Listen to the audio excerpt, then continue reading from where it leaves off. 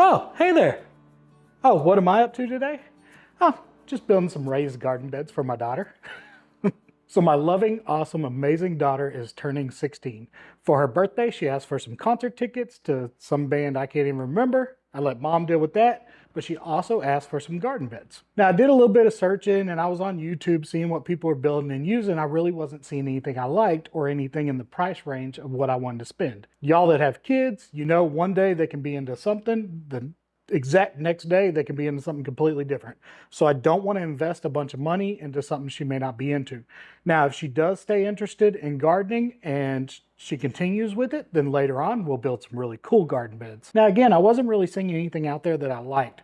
So I just finally sat down, drew up some plans of something that I thought would be cool and inexpensive, and that's what we're going to do today. Now, what you see here on my table is about $120 worth of materials, and we're going to hopefully get 2 raised garden beds out of this material. So we'll roughly be investing about $60 a bed.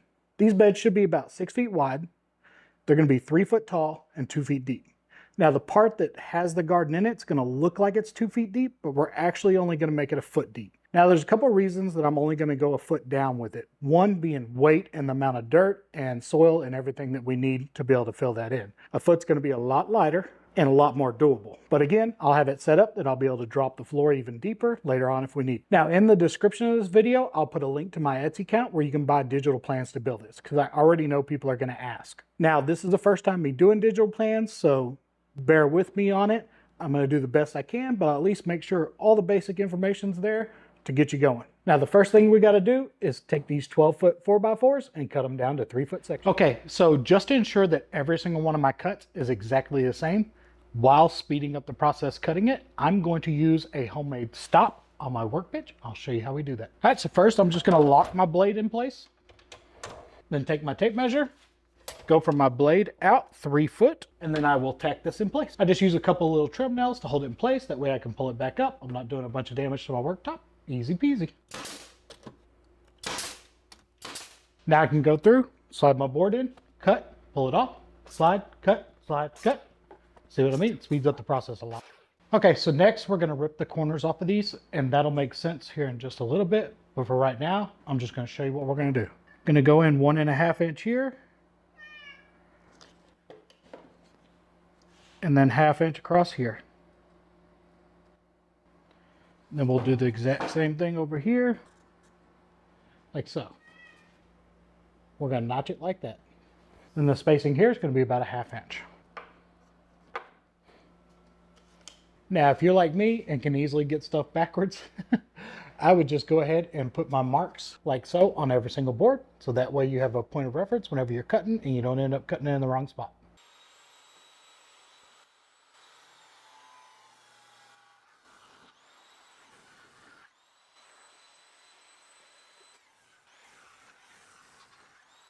Now we're going to do the opposite cut. So we're going to do the exact opposite of what we just did.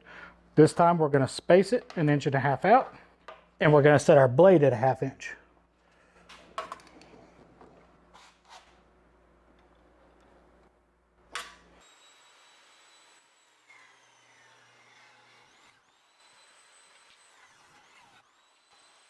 That's what you're going to end up with. Let's go through and do that to all your boards. Now I wouldn't keep switching the blade for every board, of course. Demonstration purposes, I did, but I'll go through, I'll make all my cuts one length on all the boards, and then I'll change the blade, go through and make all the rest of the cuts. But again, this will all make sense here in just a little bit.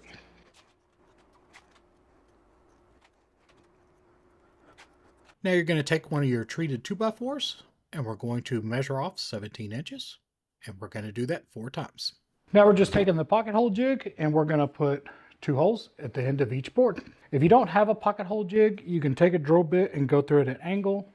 Having these tools is just going to allow you to square that piece up a lot easier than if you were to just randomly drill holes at an angle.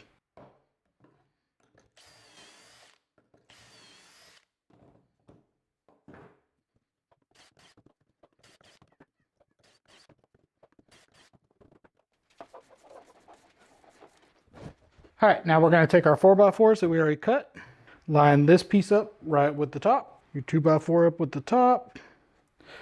We're doing our cut side out, So where we made the notch on this side is facing out this direction. Where we made the notch on this side is facing up. Now you can put a square on here if you need to, but doing it with the pocket hole jigs is going to kind of suck everything in square.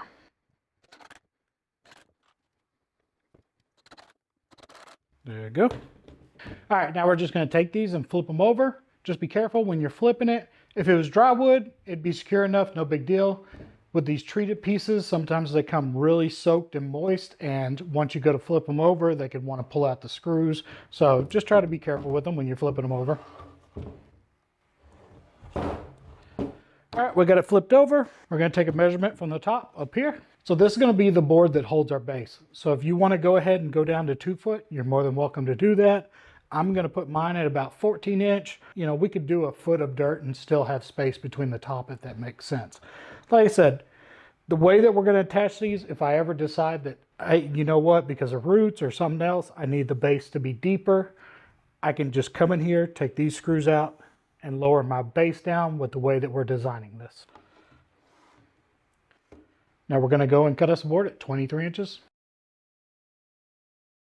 I said, put these in a position so that once you assemble this whole piece, it's easy to get to them, to take them back out again, in case you ever want to change the depth of that base. All right, now just do that on all 4 of them. He's a Cane Corso. If you can see his eyes, they're very yellow. We're fostering him for Apollo right now. He was abandoned, left in a backyard when people got evicted. He was back there for about 2 weeks through thunderstorms and stuff. He wasn't doing very good at the shelter, so we brought him home and just do a home foster till we find a really good home for him. Sweet boy. Sweet boy. You're so jealous. You're so jealous. All right, so as you can tell, I'm in different clothes. We ended up having to stop right in the middle of the build because we had a chance of hail, and boy, let me tell you, man, we had hell. I'll put up some footage right here. Hey, weirdo, what are you doing? Why? This because I didn't let you Easter hunt? What are you going to do with them? You're so odd.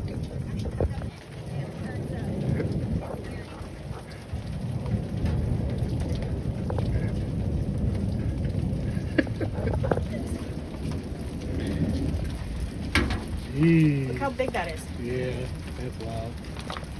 And they got spikes and nubbies. So we had to move everything from the shop to one end and get all the vehicles in here. And man, am I glad we did. They were not baseball size, but man, they were very close to it. So it would have done some serious damage to the vehicles. But now we got everything kind of pushed back out in here and we're back to work. So when we left off, we just built these pieces. Now where we notched our 4x4 posts, those notches are going to actually go to the outside of the garden bed.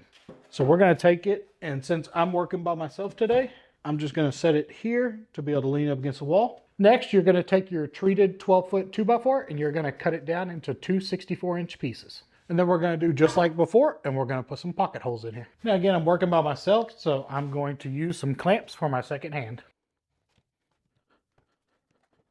And this sure would be easier with the extra set of hands, but we'll make it work. And if you're doing this by yourself and you don't have clamps, you can always just screw in a small board underneath here just to hold it in place till you get some screws in, and then take the board back off. Man, I love these pocket hole screws. They just kind of suck everything up square.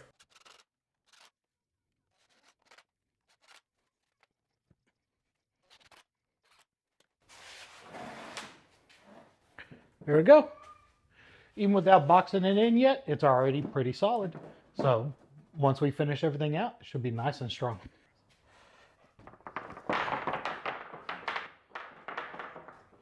Okay, now we're going to take our 12-foot treated 1x6s and we're going to cut them down to 70-inch. We'll be able to get 4 of them out of these 2 12-foot boards. Okay, we got our 4 boards cut at 70-inch. Now, 2 of these we are going to have to notch the ends to fit around these 4x4 posts. We're actually going to take a measurement from here to here, and we're going to take a measurement from here to here. So 3-inch by 3-inch. All right, now we're just going to cut this 3x3 section out of both ends so that our boards fit around these posts. Gotta do these to 2 boards, the one on this side and the one on that side. All right, now that we got our other 2 boards notched, we can set them in place.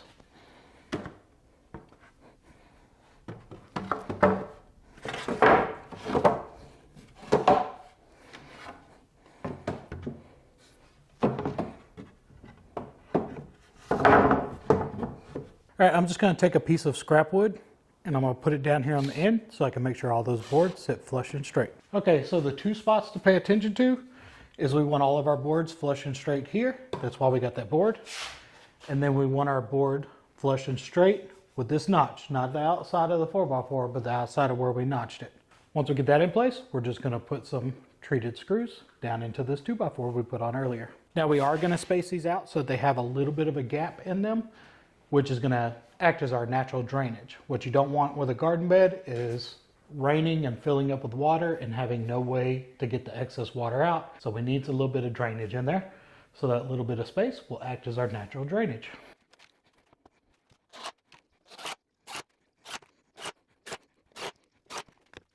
All right, we got our base screwed in. And again, I didn't screw any of this to the frame except for those 2 2x4s. So if I ever decide I want to raise the base or drop the base, I can just get underneath, take out those 4 screws on each end, lower it down, raise it up, then fill it with dirt again. Now, if you didn't mess up any of your cuts, you should have 2 pieces left over about this length. I'm gonna take one of these for each piece and I'm gonna put it right underneath the base there and screw it to it just to add a little bit more structure. All right, let's put this to the test. I'm 250 pounds. This should work great. And like I said, if you're one of those guys that likes to overbuild stuff, you could always add more framing underneath it if you feel comfortable, but we're keeping this on a budget. This will be more than enough for what we plan on doing with it. Oh, you just get no attention. You just get no attention. You don't get no attention either. Oh, sweet boys. Look how much skin he still has to grow into. Good Lord. This dog. You're gonna be big. You're gonna be big. Okay, guys, I gotta get to work. Okay, I gotta get to work. Okay.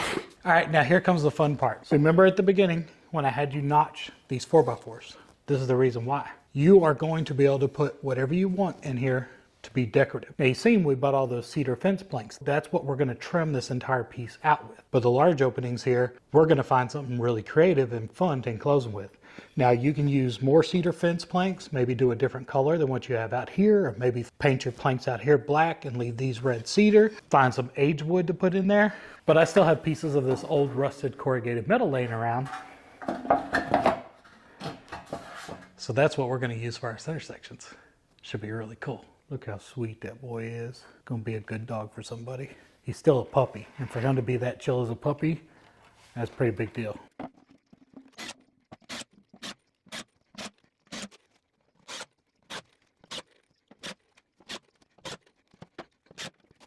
All right, now we're gonna take our 6-inch wide cedar fence planks, which are actually only 5.5 inches wide, and we're gonna split them right down the middle. Now, as of right now, I'm saving 6 of these that I'm not splitting down the middle, because I'm going to use them on the top of the bed and I may want them a little bit wider, so I'm holding off on that.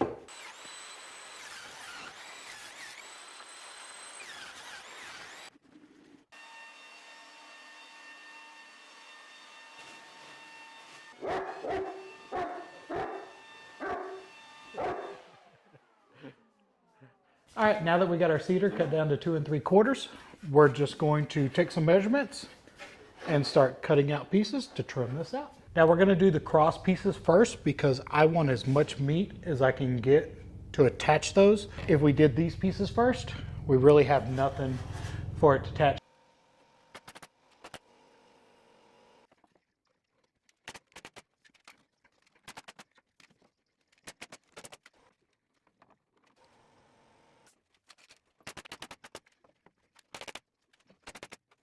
All right, I just cut down a full piece.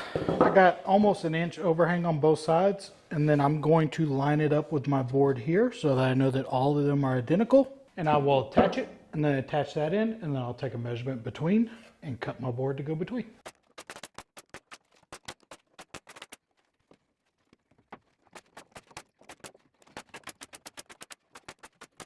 All right, there you have it. raised garden bed. Now, is it the best raised garden bed you could possibly own?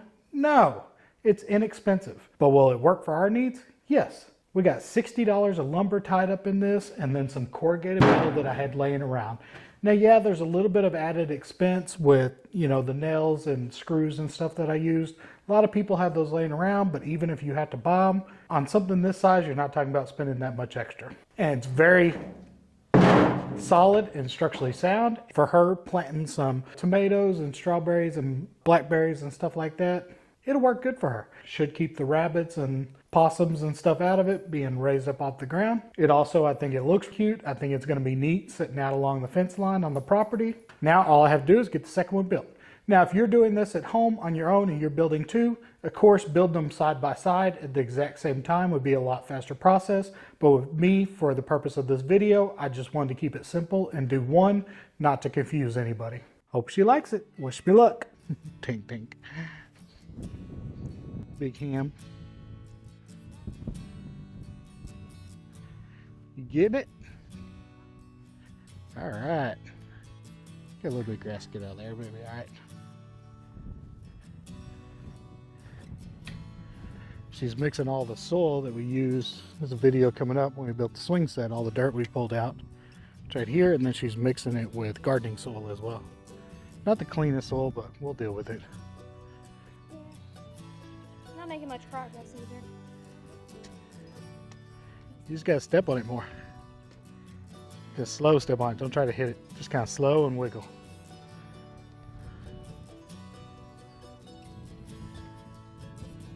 There you go. Feel better? Yeah. All right, let me get up there. Give it a go. See if we can't speed this up for you. Your mom put all the cement bags in here.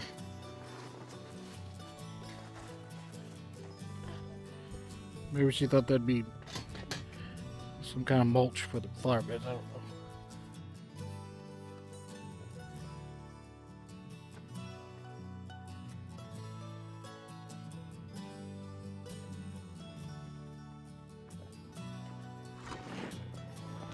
Do you know where I put the cat door in the shop?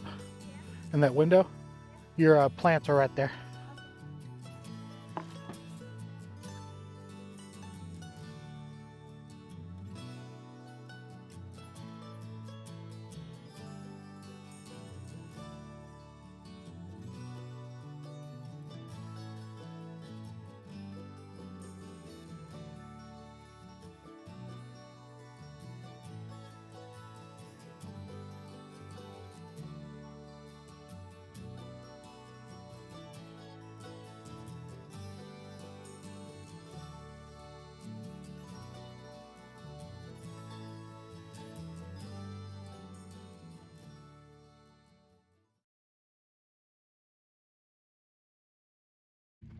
Yeah, they need to take him. Ready to go to your new home, buddy? Oh, you want to go grab his folder for me? Don't be sad. Don't need another dog. Isn't that what you always tell me? Ready to go to your new home?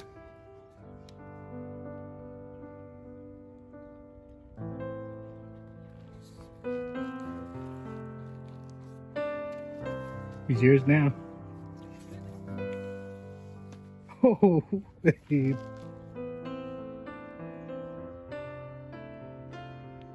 Be so mad at you. So gonna kick your ass. Yeah, with your not so subtle hints that you wanted to keep him.